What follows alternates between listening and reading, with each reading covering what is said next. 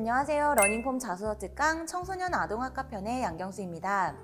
지난 1, 2, 3강에서는 청소년 아동학과에 대한 기본적인 정보와 함께 참고하면 좋을 책과 인물 그리고 키워드 몇 가지를 소개해드렸는데요. 오늘 4강에서는 실제로 어떻게 청소년 아동학과 자기소개서를 작성할 수 있는지 그 예시를 한번 보여드릴게요. 먼저 2번 항목, 교내 활동을 통해 배우고 느낀 점의 첫 번째 글입니다. 초등학교 때 부모님의 이혼은 저에게 큰 충격이었습니다.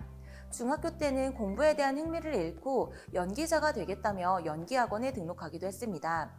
비록 연예인의 꿈은 접었지만 감정을 토로하는 연기 과정을 통해서 심리적인 안정을 되찾을 수 있었습니다. 이후에 방황하는 청소년들의 진로와 학업, 심리 정서 등 그들이 처한 문제를 도와줄 수 있는 사람으로 성장하고 싶었습니다.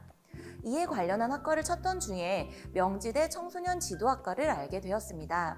명지대 청소년 지도학과 교과 과정 중 청소년 심리 및 상담에서 연극 치료와 같이 제가 공부한 연기를 잘 녹일 수 있을 거라 확신하게 되었습니다.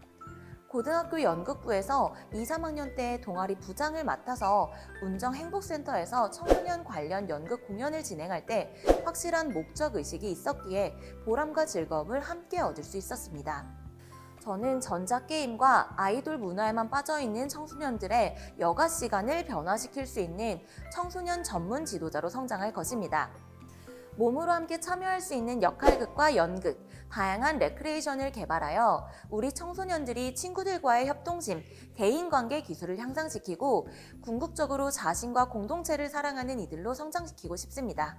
이번 항목의 두 번째 예시입니다. 청소년 참여 재판에서의 배심원 활동을 통해서 다이버전의 시행 목적과 실효성에 대한 호기심이 생겼습니다. 따라서 사회과학 방법론 시간에 소년 다이버전의 의의와 청소년의 의식을 주제로 논문을 작성하게 되었습니다. 사회와 단계의 청소년들에게 처벌이 아닌 교육 프로그램을 제공하여 청소년을 더 나은 방향으로 이끄는 다이버전은 사회에서 범죄자라는 낙인이 발생할 가능성을 낮추는 것을 목적으로 합니다. 하지만 학교 학생들을 대상으로 한 질문지법을 통하여 재판이라는 단어만으로도 낙인이 발생할 수 있음을 알게 되었습니다. 청소년의 교화를 위해 실시한 다이버전이 오히려 청소년에게 낙인이라는 예상치 못한 고통을 남길 수 있다는 것을 알게 된 것입니다. 이처럼 어떤 해결책에 대한 예상치 못한 부작용이 발생할 수 있음을 느꼈고 자신이 옳다고 생각하는 것이 모든 사람에게 옳은 일이 될 수 있는 것이 아님을 깨달았습니다.